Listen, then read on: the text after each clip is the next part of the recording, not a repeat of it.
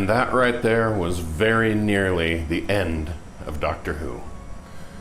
Welcome to the Time Treadmill. I'm Ron, and these are my sweaty thoughts about Doctor Who.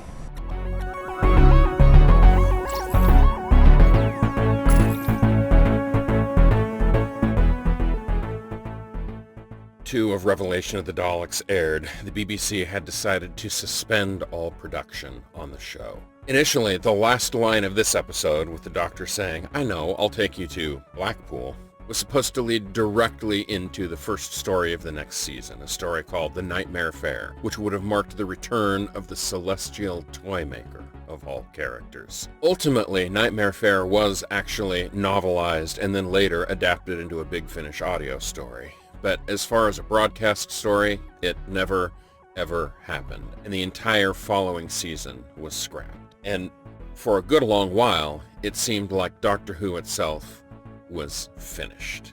That's not entirely surprising. The ratings for the show were well down. It was no longer the cultural icon it had been during the Jon Pertwee and Tom Baker eras. Colin Baker was just generally unlikable as the Doctor, although the writing for the character may have improved somewhat as the season wore on, the fact remains that even in this, the last story of the season, it contains several moments of bickering between the Doctor and Perry in which the Doctor straight up calls her fat. I mean, not in so many words, but he bickers about how much she eats. He bickers about how poorly her clothes fit. There's a moment when he has to help lift her up over a wall and he makes a snide comment about her weight. It's gross and offensive, and as unlikable as Perry is as a companion, she doesn't deserve that.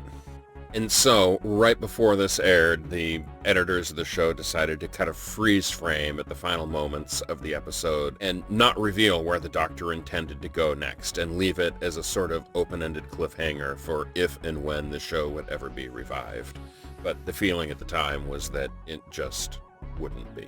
Normally, the next season would have begun airing about 9 months later, but obviously, that didn't happen, but behind the scenes, some things did shift around, and the BBC decided to do a little bit of retooling and to give the show another go. And so, after an 18-month delay, Doctor Who would return to the airwaves, and Colin Baker would be given a second season. In an attempt to garner renewed interest and renewed ratings, the next season would be an entire season-spanning singular story with the trial of a Time Lord. And there would also be some stunt casting and a major twist at the ending, of course, and all of that I will get to over the course of the next week in my final 7 days with the Sixth Doctor. But as for today, as for Revelation of the Daleks, I still thoroughly enjoy this story, even though it's so distinctly weird, probably because it's so distinctly weird. It's certainly an acquired taste, and I suspect a lot of people don't enjoy this one, but its strangeness hits me in exactly the right way, and if I'm going to have a Dalek story, this is a good kind of one to have. On that note, I will call it a day and see you tomorrow with the beginning of the epic trial of a Time Lord.